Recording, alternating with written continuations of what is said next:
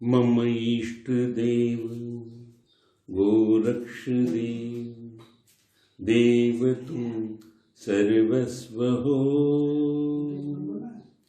मुनि ज्ञानी जन को प्रत्यक्ष हो, अज्ञानियों को अदृश्य हो। सुमिरन करूं शिव गोरक्ष का, धरी विष्णु का ध्यान।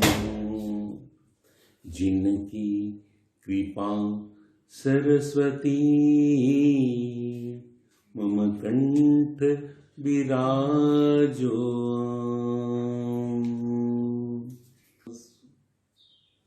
प्रियात्मन, वही मनुष्य कामयाब है, उसी का अस्तित्व है। या तो चर्चा में रहता है या तो चर्चा करता है। बाकी तो मुर्गे, बाकी तो लाशें हैं, बाकी तो मरे हुए हैं। जिसके पास विचार है, जो विचार करता है, जो विचारों में जीता है, जो अच्छे विचार दुनिया को देता है, वही तो जीवित है। और इसलिए विषय क्या है ये महत्वपूर्ण नहीं होता। इसका कोई महत्व नहीं कि तुम किस विषय पर चर्चा कर रहे हो। हाँ, इतना जरूर है, यदि विषय अच्छा हो तो चर्चा सार्थक हो जाती है। विषय अशुभ हो तो निरर्थक हो जाती है। पर कभी कभी ऐसा लगता है कि भाई अशुभ विषयों की चर्चा भी शुभ हो जाती है। जैसे मैंने आज के लिए जो विषय चुना है, मैंने जो आज ध्येय चुना है, वो है मृत्यु के पार। मृत्यु ऐसा शब्द जिसे सुनकर ही मनुष्य कहते अरे यार, कहाँ मौत की बात निकाल दी। मृत्यु से अशब्द मनुष्य जीवन में कुछ मानता ही नहीं। देखो, जब कोई मर जाता है तो शुद्धि करना पड़ती है। क्या बिगड़ गया तुम्हारा? तुम कैसे अशुद्ध हो गए? कैसी तेरही, कैसी बरही, कैसी बारस, कैसी तेरस, क्या करती हो तुम? क्या मृत्यु ने तुम्हें अशुभ कर दी? क्या मृत्यु के कारण तुम अशुभ हो जाते हो? पर नहीं, हमें मृत्यु का ज्ञान नहीं। हम जानते ही नहीं कि मृत्यु इस जीवन का पूर्ण विराम है तो अगले जन्म की शुरुआत भी है। इस जीवन का अंत है मृत्यु, तो अगले जीवन का प्रारंभ भी है। और जो अंत और प्रारंभ के बीच का समय है, जो क्षण है, उसे ही मुक्ति और मोक्ष कहते हैं। वही आनंद और शांति का समय है। पर जब तक मृत्यु से परिचय नहीं, जब तक मृत्यु को हमने जाना नहीं, मृत्यु के पास हम पहुंचे नहीं, तब तक कैसे हम मृत्यु के पार जा सकते हैं? नदिया के किनारे तो हम खड़े हैं, क्योंकि जीवन और मृत्यु ये तो दो तट है ही है जिसके अंदर से नदियां बह रही है। जीवन और मृत्यु ये दो किनारे तो है ही है। इन्हीं के बीच हमें जूझना है, इन्हीं के बीच हमें रहना है, इन्हीं के बीच हमें चलना है।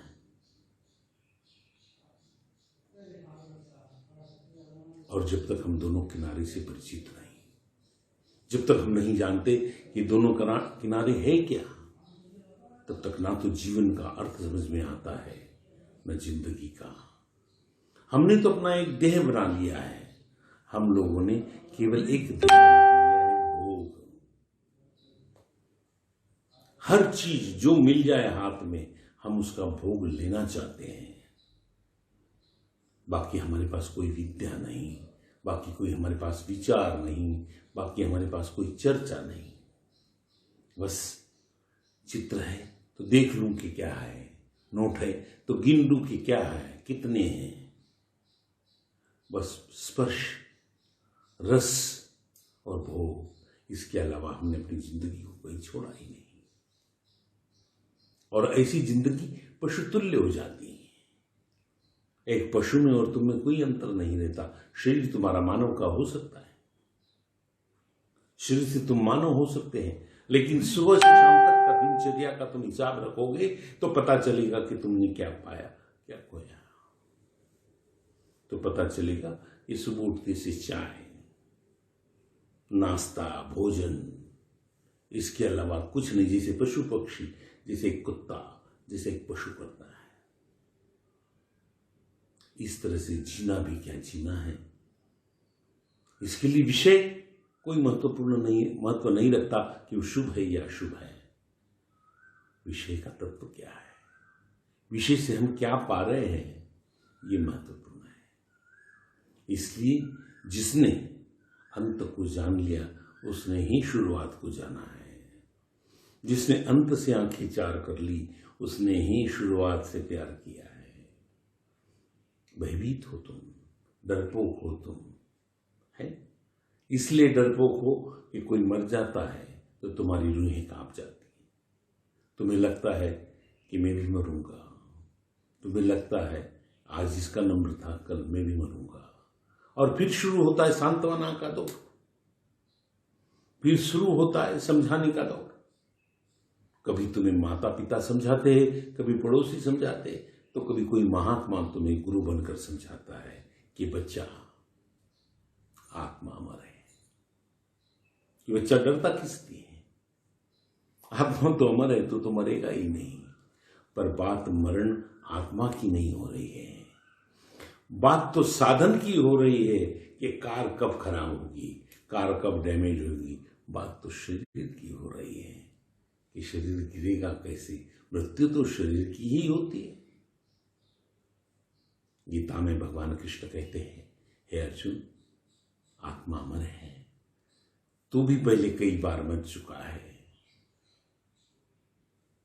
तेरे विरोधी भी कई बार मर चुके हैं, मैं भी कई बार आया और चला गया। तो इसलिए घबराने की कोई बात नहीं, ये तो क्रम चलता रहेगा, अनंत काल तक चलता रहेगा। क्यों कि ऊर्जा है, और ऊर्जा का ना तो अंत होता है और ना कोई ह्रास, ना विनाश। ऊर्जा का होता है तो केवल विस्तार। या तो ऊर्जा संकुचित होती है या तो विस्तारित होती है, या तो ये ऊर्जा केंद्र पर लौट आती है या तो केंद्र पर प्रचारित होती है। अर्जुन को समझाते हैं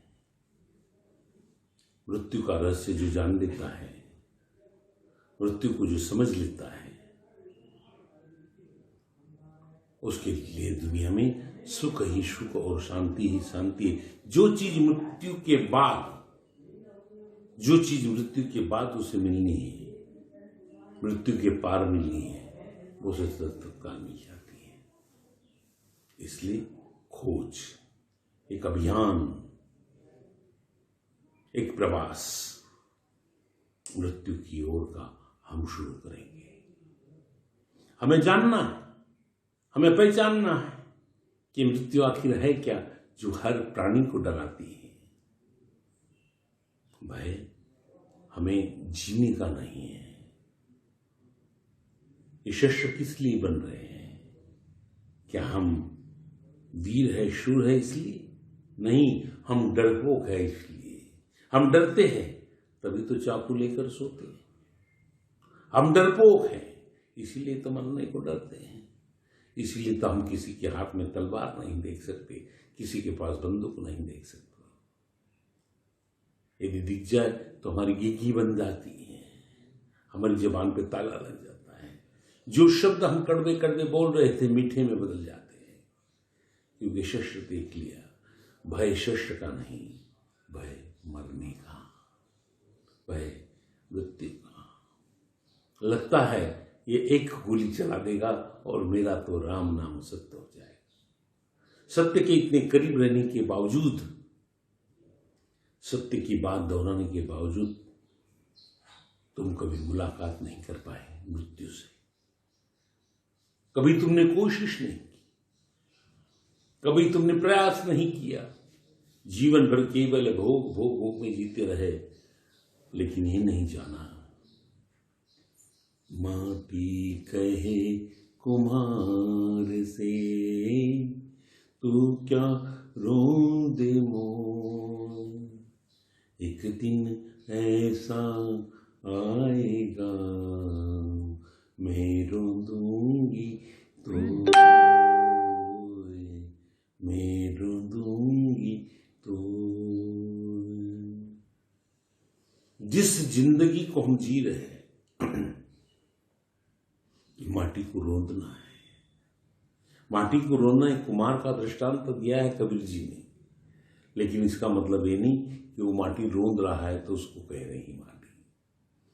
ये जो हमारा शरीर, ये जो हमारा जीवन जो मूल्यवान था, उसको हमने 2 कौड़ी का बना दिया और केवल भोग में धकेल दिया। इसलिए गुरु नानक जी का एक वचन है, माटी में न रोल जीवन को। बड़ा अच्छा लगता है मुझे। जीवन को हमने माटी बना दिया और इसलिए हमें वो सुख, वो शांति नहीं मिलती जो मृत्यु के बाद प्राप्त होती है। मृत्यु में न चिंता है, मृत्यु में न वैर है, मृत्यु में न झगड़ा है, मृत्यु में न मोह है, न काम है, न क्रोध है, कुछ भी नहीं। किसी मुर्दे को तुम माला डाल दो तो बड़ा हर्षित हो जाता है क्या? या उसके ऊपर धूल डाल दो तो बहुत क्रोध में आ जाता है क्या? नहीं, क्यों? मर गया सो मर गया। उसको कोई लेना देना नहीं कि तुम माला पहना रहे हो, बाजा बजा के ले जा रहे हो, कि घसीट के ले जा रहे हो, उसे कोई लेना देना नहीं। क्योंकि मृत्यु तो तुम्हारे शरीर की हुई है, क्योंकि मृत्यु तुम्हारी नहीं। तुम्हारे घर गिरा है, तुम्हारा शरीर गिरा है, जिसमें तुम सुख भोग रहे थे, जिसमें तुम भोग के अलावा कुछ नहीं कर रहे थे। लेकिन मौका है, अभी भी मौका है कि हम जाग जाएं और भोग से ऊपर उठकर योग की तरफ चलें। मरना तो तय है। जिस दिन हमने जन्म ले लिया उसी दिन मरने का टिकट हमारे साथ हो गया है। मरना तो तय है। मरे बिना हमारा छुटकारा नहीं है। हाँ, रोज नित्य धीरे धीरे धीरे धीरे हम मरते हैं, जिसका प्रभाव नहीं दिखाई देता। रोज की रोज हम थोड़ा थोड़ा हिस्सा काट रहे हैं, जिसका प्रभाव नहीं दिखाई देता। वास्तविकता में हम रोज मर रहे हैं। कुछ छूट रहा है, कुछ कम हो रहा है, लेकिन हम नहीं देख पाते, हम नहीं समझ पाते। और इसी कारण जीवन में हम सुख को महत्व देते हैं कि आज क्या मिल रहा है, आज कैसे मिल रहा है। हमने आज को पकड़ रखा है। पकड़ना भी चाहिए, वर्तमान को पकड़ना भी चाहिए, लेकिन सत्य वर्तमान को पकड़ना चाहिए। भ्रमित या झूठ के वर्तमान को नहीं, स्वप्न के वर्तमान को नहीं।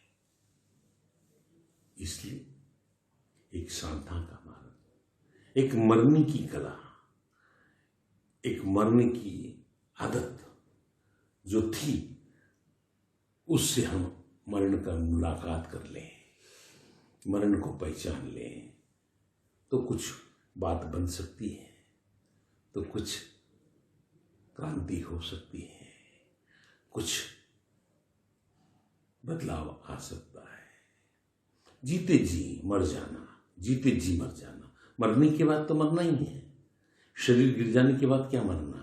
जीते जी मर जाने को बहुत बड़ी हिम्मत लगती है, क्योंकि तुम खड़े हो अहंकार के बल पर।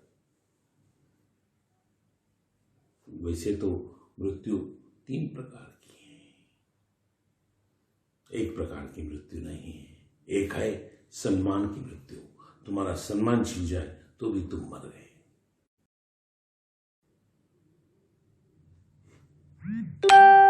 दूसरी अरमान की मृत्यु, तुम्हारे विचार, तुम्हारी इच्छाएं मर जाए तो भी मृत्यु है।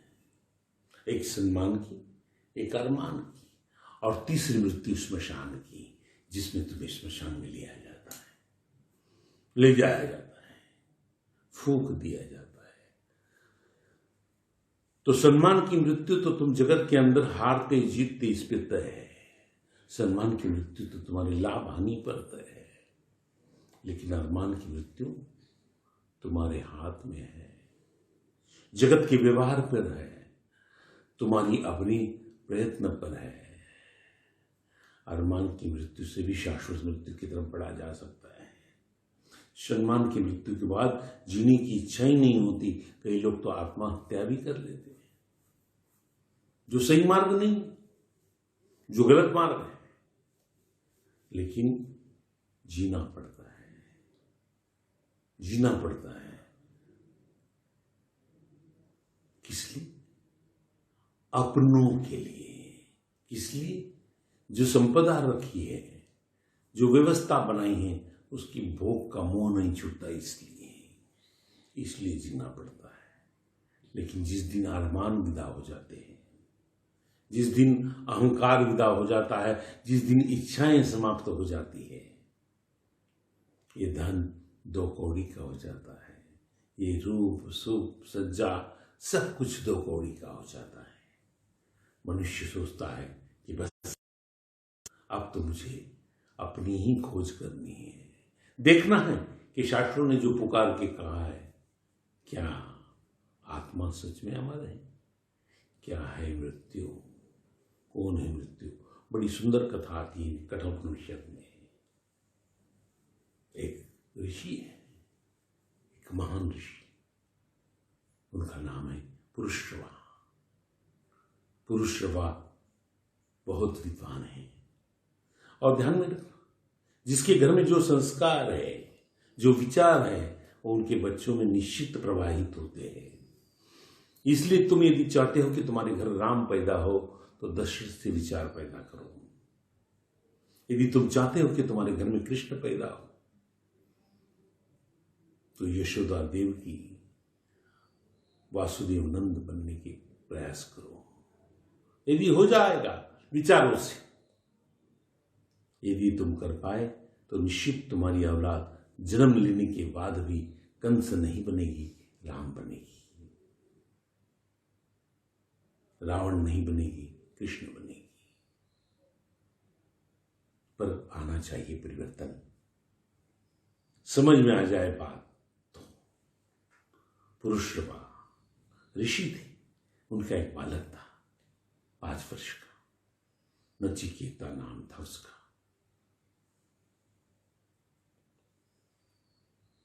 नचिकेता पिता की तरह ही विद्वान था, है ना। कहते हैं गुरु तैसा चेला, कुम्हार वैसा लोटा, बाप वैसा बेटा।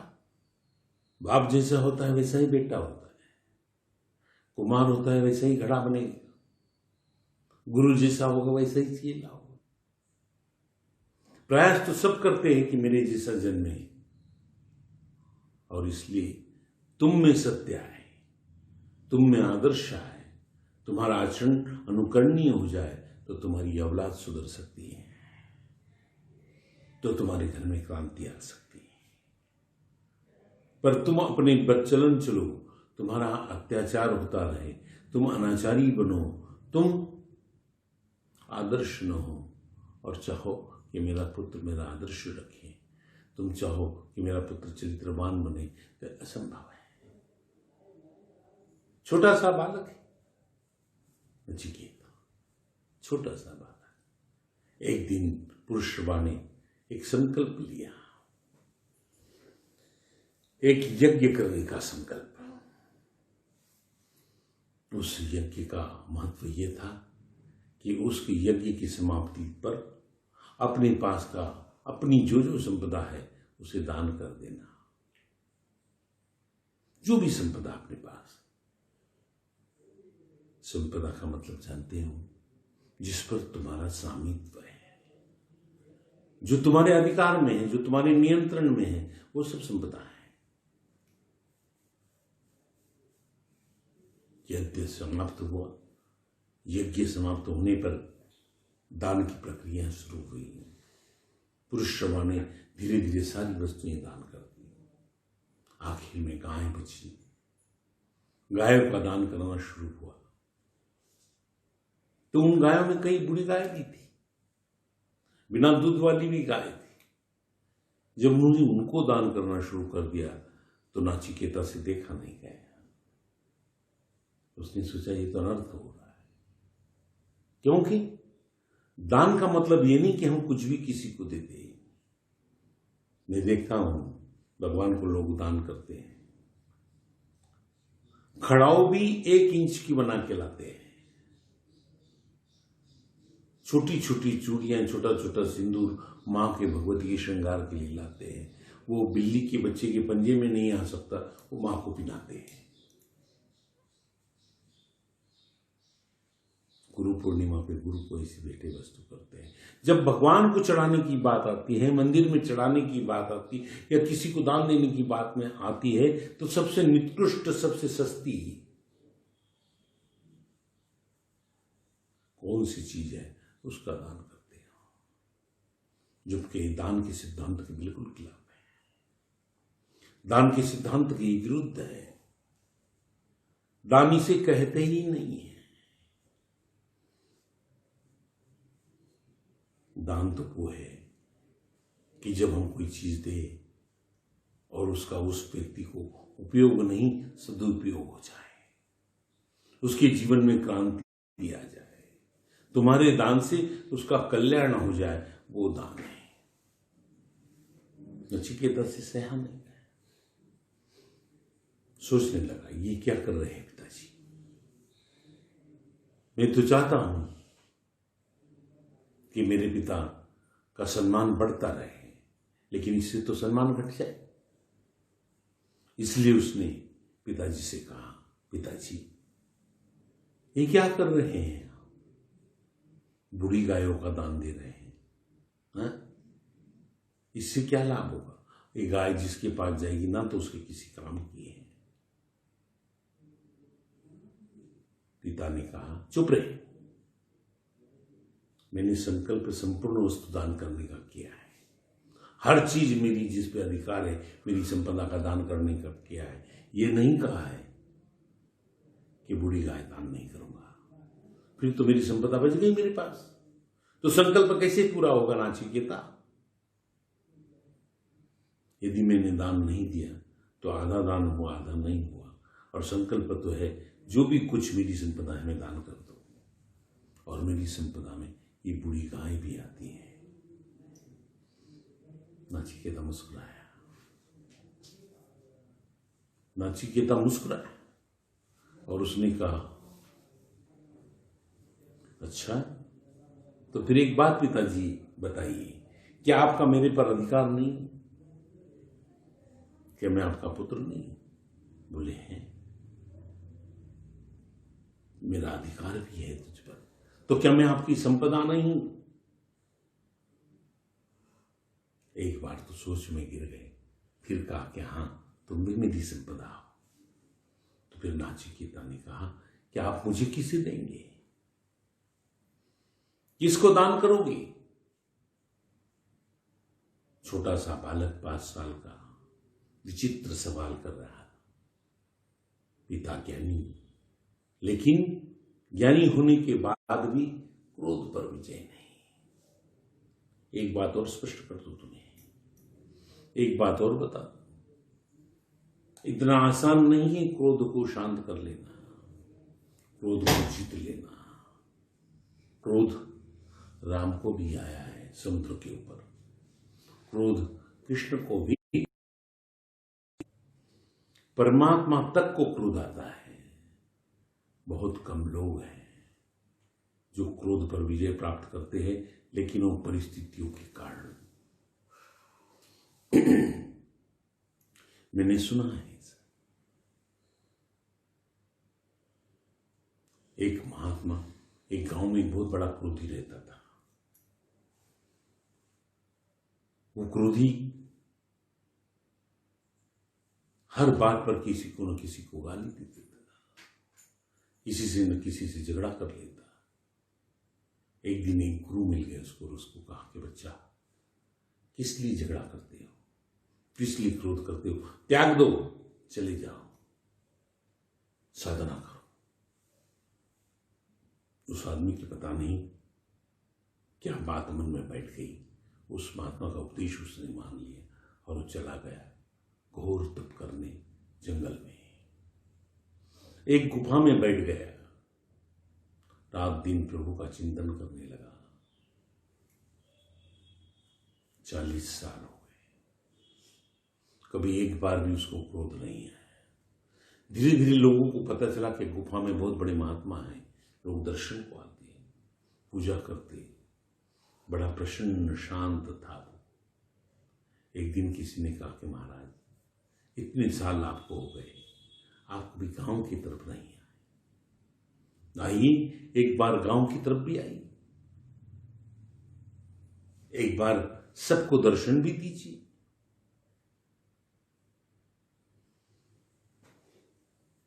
महात्मा ने कहा, क्या बिगड़ता है, अब तो मैं गांव में जा सकता हूं, संसार में फिर से जा सकता हूं। मैंने तो क्रोध और मोह माया पर सब पर विजय प्राप्त कर ली है। महात्मा उनके साथ चले गए और गांव में पहुंची। हजारों की भीड़ महात्मा के दर्शन करने इतनी हो गई कि वो महात्मा बीच में भीड़ में दब गए। और वैसे में किसी एक ने जूता पहना हुआ पैर महात्मा के जूते पैर पे रख दिया, और जैसे ही पैर रखा, महात्मा बोले, तेरी मां। अब क्या बोलता, क्रोध तो लौट कर आ गया। महात्मा वहां से निकलकर भागा, फिर जंगल की ओर भागा। लोगों ने पूछा, क्या हो गया महात्मा? बोले, जो समझ रहा था वो अभी हुआ नहीं, मैंने अभी क्रोध को जीता नहीं। कौन जीत पाया है? पुरुषवा हो, राम हो, कृष्ण हो, नारद हो, दुर्वासा हो, किसी न किसी रूप में सब क्रोध करते आए हैं, क्रोध करेंगे। पर क्रोध सात्विक हो, क्रोध दूसरे का कल्याण करने वाला हो, तो वो क्रोध नहीं कहलाता, वो बोध कहलाता है। वो क्रोध नहीं रहता, वो उपदेश बन जाता है, वो एक संकेत बन जाता है, और उससे आदमी अपने जीवन में सुधार कर सकता है। जैसे माता पिता बच्चे पर क्रोध करते हैं, वो क्रोध नहीं है, वो बोध है। वो कहते हैं कि तू ऐसा मत खेल, वो कहते हैं कि तुम ऐसा मत करो। वो इसलिए कहते हैं कि बच्चे में सुधार हो। तो इसलिए बोध को और क्रोध को मिक्स मत कर देना। समझना कि कौन अपने हित के लिए कह रहा है, कौन अपना हितैषी है। हितैषी के वाक्य कभी तुम्हारे लिए अपमानजनक हो नहीं सकते। हितैषी के वाक्य शब्द कुछ भी हो सकते हैं, पर उसका यथार्थ, उसका मदित, उसका भावार्थ कुछ और होता है। और वो क्या होता है कि तुम्हारा एन केन प्रकारेण कल्याण हो। बाप ने क्रोध किया, पुरुषवा ने क्रोध किया, क्रोध करके कहा कि तू पूछता है कि मैं तुझे किसे दान करूंगा, तो मैं तुझे इसी क्षण यम को दान करता हूं। देखना, कहानी बड़ी रोचक है। बाप कह रहा है पुत्र को कि मैं तुझे मृत्यु को दान दे रहा हूं। क्रोध नहीं कह रहा है, लेकिन इसके पीछे एक संकेत छिपा है। क्योंकि बाप जानता है यदि ये मृत्यु हो जाए, इसकी ये मृत्यु को प्राप्त हो जाए, यम को मिल जाए, तो इसके सारे प्रश्न अपने आप खत्म हो जाएंगे। ये फिर मुझसे न पूछेगा, न ही किसी से पूछेगा। इसलिए कहते हैं कि दुनिया का एक नंबर का जिज्ञासु था, दुनिया का प्रथम जिज्ञासु था नाचिकेता, जिसने प्रश्न पूछे अपने गुरु से, जिसने प्रश्न पूछे अपने माता पिता से, जिसने जानना चाहा। पिता का इतना कहने के बाद में नचिकेता यम के यहां चल दिया। कहानी ने नहीं बताया कि किस तरह से गया, बस पकड़ के गया, कार पकड़ के गया, टेम्पो से गया, ऑटो से गया, मर के गया, किसी तरह से गया, ये नहीं बताया है। क्योंकि ध्यान में रखना, हम हमारी उपनिषदों की कहानियां ये बोध देने के लिए है, शोध करने के लिए है। इसका अंदर हमने शोध करना चाहिए, इसकी सत्यता और परख पर प्रश्न चिन्ह नहीं उठाना चाहिए, कुतर्क नहीं करना चाहिए। ये बोध देती है, हमको शोध करने के लिए प्रेरित कर। तो हमें शोध करना चाहिए कि नाचिकेता आखिर मरकर बिना मरे सशरीर गया या मरकर गया यम के द्वार। जब यम के द्वार पहुंच जाता है कोई, तो समझ लेना वो प्रभु के द्वार खड़ा हो जाता है। नचिकेता यमलोक चले गए।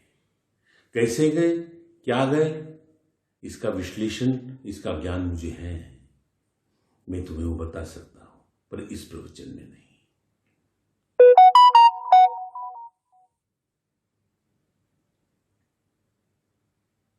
नचिकेता पहुंच गए यम के द्वार। पता चला कि यमराज तो घर पे है ही नहीं, वो कहीं घूमने गए, छुट्टियां पे। ऐसा कभी होता नहीं, मृत्यु छुट्टी पे चले जाए, ये तो हो ही नहीं सकता। पर वो कहानी, मैंने पहले ही कहा कि कहानी में सत्यता नहीं ढूंढनी होती, शोध करने होते हैं। कहानी से सत्य निकालना होता है, सत्य मानना नहीं होता है।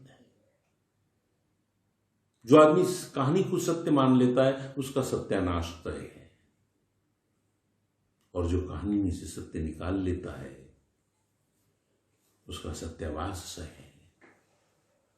इसलिए सत्य को खोजो, क्या छिपा है इसमें, क्या रहस्य है इसमें। जब ये सोच लोगे, जब ये समझ लोगे, तब तो बात समझ में आ सकती है।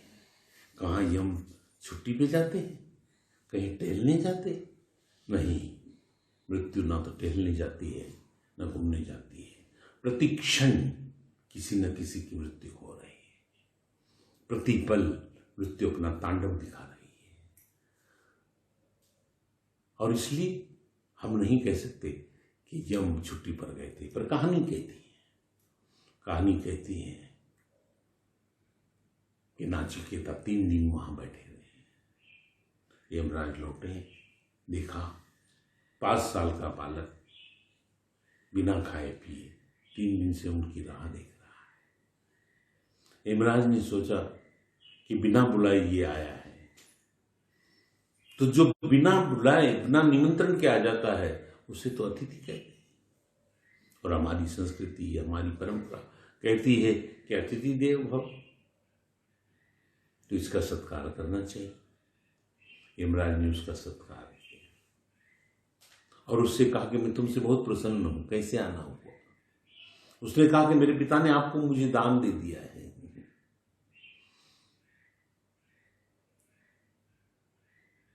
यमराज ने कहा दान दे दिया है,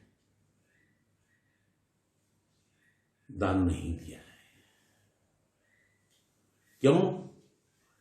क्योंकि दान जो चीज है वो लेने वाला भी वहां मौजूद चाहिए, संकल्प दिलाने वाला भी वहां चाहिए, तब तो दान हो सकता है।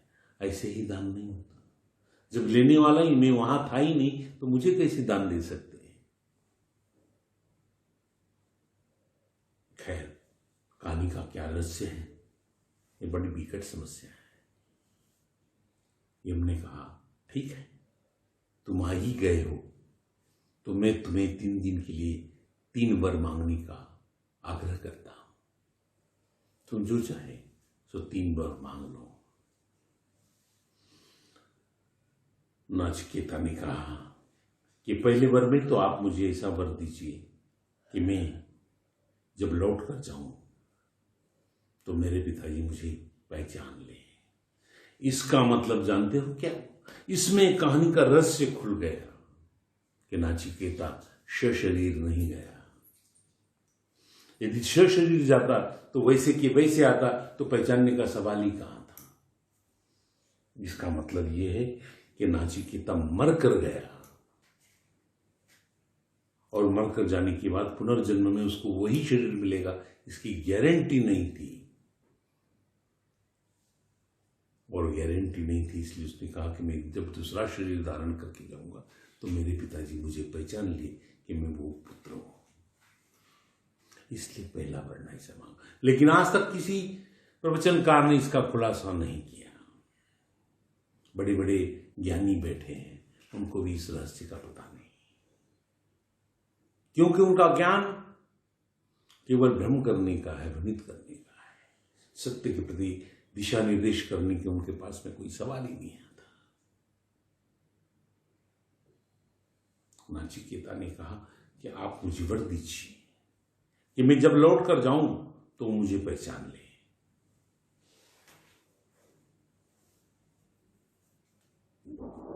जान ले।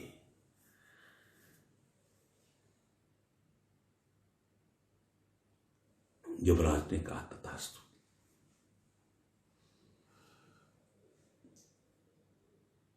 दूसरा वर मांगो।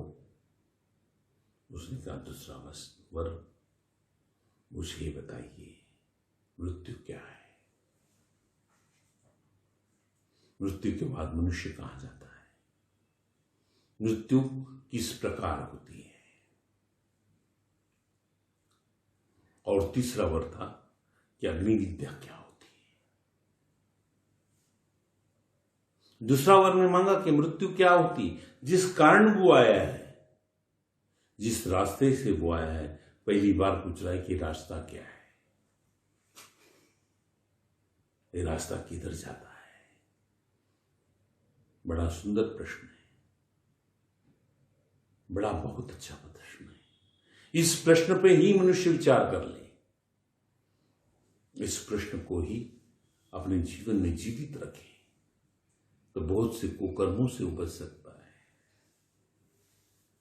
इसको यदि वो जान ले तो उसका कल्याण हो सकता है।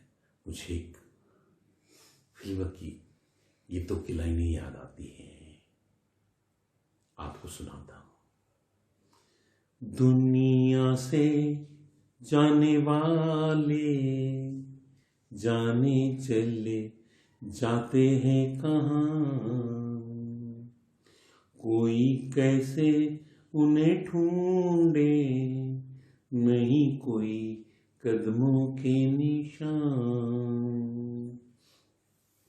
जो दुनिया से जाता है न पता वो कहां चले जाता है। यही प्रश्न है नाचिकेता का कि जो मर जाते हैं वो कहां जाते हैं, मृत्यु क्या है, यही प्रश्न है। जाने कौन सी है वो नगरिया, आए जाए खत न खबरिया, आए जब जब उनकी यादें, आए होठों पे फरियादें। दुनिया से जाने वाले जाने चले जाते हैं कहाँ, दुनिया से जाने वाले जाने चले जाते हैं कहाँ। नाचिकेता पूछ रहा कि उस नगर का नाम जानना चाहता हूं, उस नगर की पहचान करना चाहता हूं कि जहां पर हजारों यात्री आ रहे हैं और लापता हो जा रहे हैं, कोई उनके कदमों के निशान तक नहीं है। हे यमराज, हे प्रभु, हे धर्मराज, हे मृत्यु के देवता, वो तो रहस्य खोल दो। अब तो बता दो मुझे कि वो नगरिया कौन सी है जहां रास्ता तो है पर निशा किसी के कर्मों के नहीं है, आते तो सब है पर लौटता कोई नहीं है। आखिर वो क्या है प्रभु कि हम ना तो उनसे मुलाकात कर सकते हैं, ना उन्हें पत्र भेज सकते हैं, उनसे बात कर सकते हैं। आपके हाथ में है ईश्वर, आप इसकी देवता हैं, आप हमें रहस्य बताइए। और इसी पर मैंने एक प्रवचन श्रृंखला तैयार की है, मैं मृत्यु सिखाता हूं।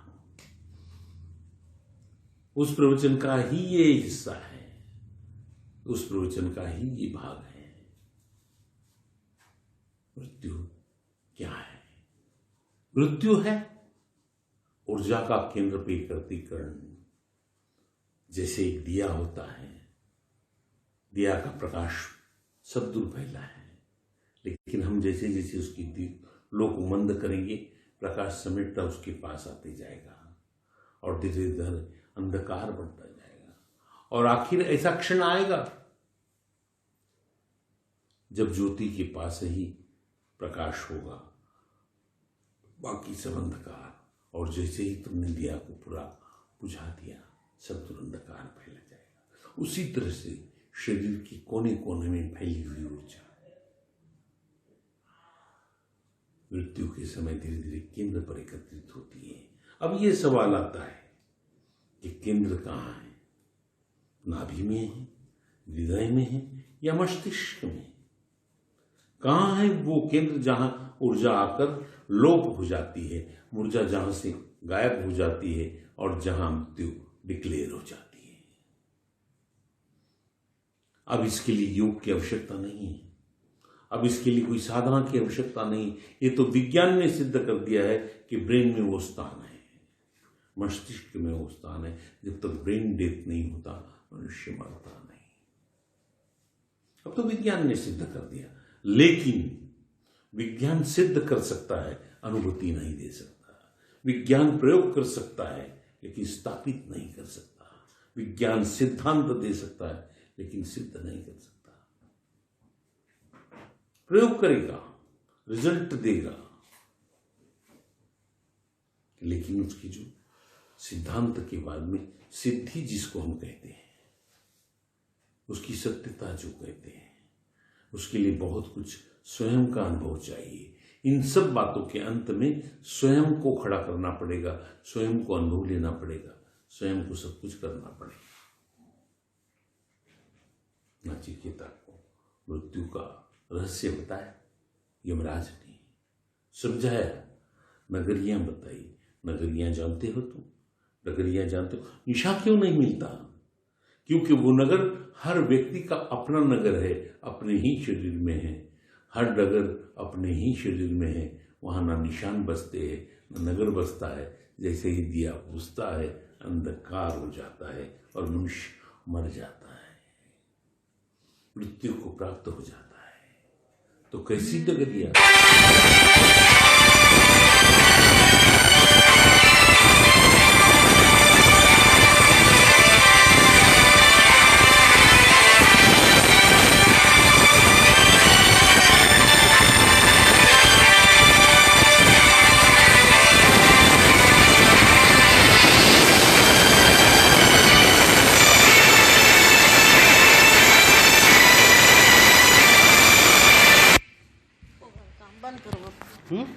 काहे का हुआ? बंद कर काहे फोन बज गया बीच में। के का है? गुरु जी तो लाइव आवत। ये क्या है लफड़ा? बोल दी, क्या बोल दी? चल साला ले चली गई वो घंटी बजने लगी, मैं करके नहीं सुन रहा।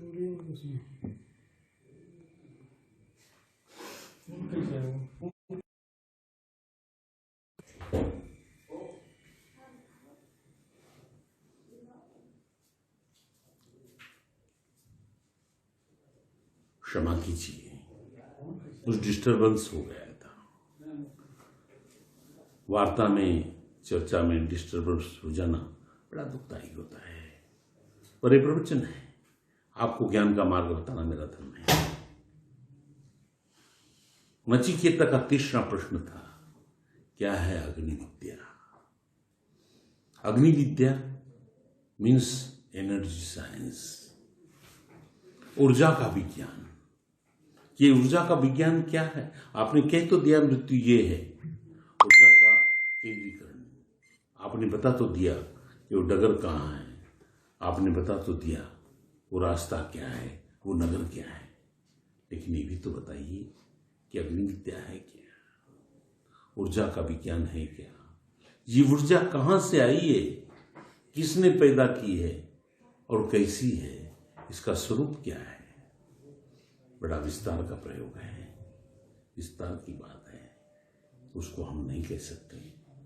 उसको करने के लिए बहुत समय लगेगा और समझाने में भी बहुत समय लगेगा। लेकिन ये जान लीजिए, ऊर्जा ना तो जन्मती है, ना तो बनाई जा सकती है, ना ये बढ़ती है, ना घटाई जा सकती है। ऊर्जा ऊर्जा है। ये छोटे से अणु में भी उतनी ही है जितनी एक विशालकाय पदार्थ में है। इसका घटना बढ़ना नहीं होता। इसीलिए परमात्मा का अंश हो तुम, इसीलिए तुम ब्रह्म का अंश हो, इसीलिए तुम अमर हो, ये कहते हैं। क्योंकि ऊर्जा कभी मरती नहीं, ऊर्जा कभी हटती नहीं। आज मैं अपनी वाणी को यहीं विराम दे रहा हूं। अगले प्रवचन में हम आगे का विषय देखेंगे। ओम तत्सत।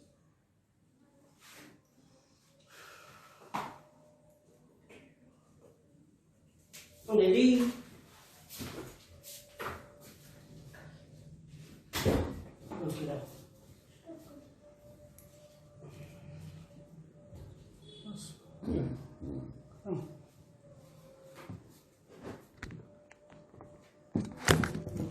आज का हो गया। मूड निकल गया मेरा। 15 मिनट कम हो गया, 45 मिनट का हो गया।